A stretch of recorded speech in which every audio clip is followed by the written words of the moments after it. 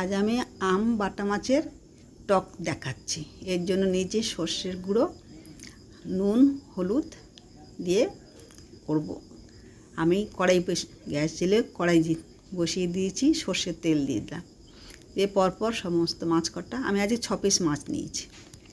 মাছ কটা এপিট উপিট করে হালকা করে সব ভেজে নিলাম। ভেজে তুলে আমি মাছ ভাজা হয়ে গেছে, তুলে রেখে দিচ্ছি। রেখে দিয়ে ওই যে তেলটা আছে সেই তেলেতেই আমি দিয়ে দিচ্ছি একটা লঙ্কা, খানিকটা 5 ফোড়ন দিয়ে ওটা 5 ফোড়নটা একটু লাল হয়ে যাওয়ার পরে আম দিয়ে দিলাম।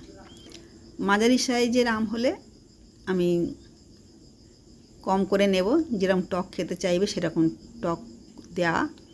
আমটা দিয়ে নুন আর হলুদ দিয়ে কিছুক্ষণ নাড়াচাড়া করে নিচ্ছি। এবার একটু টক ঝাল ঝাল হবে, এতে খেতে ভালো লাগে, সেই জন্য কাঁচা লঙ্কা দুটো দিয়েছি। দিয়ে কিছুক্ষণ 2 মিনিটের মতো চাপা দিয়ে দিয়েছি।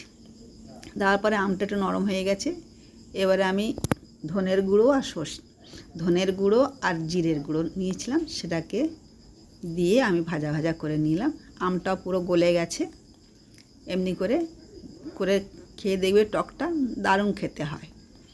জল দিয়ে দিলাম, জলটা কিছুক্ষণ ফুটলো। ফোটার পরে আমি মাছগুলো সমস্ত ভাজা মাছগুলো দিয়ে 2 মিনিট চাপা দিয়ে রেখেছি। আমার মাছ পুরো সিদ্ধ হয়ে গেছে।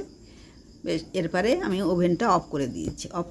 দিয়ে আমি দিয়ে দিয়েছি সর্ষের গুঁড়ো। এবারে গুঁড়ো দিয়েছি বলে আমি ওভেনটা অফ করে দিয়েছি। আর বাটা সর্ষে দিতে গেলে একটু লবণ দিয়ে বাটবে, তাহলে তিতকুড়ি লাগবে না। এইভাবে আম দিয়ে বাটা মাছের টক খুবই সুন্দর লাগবে।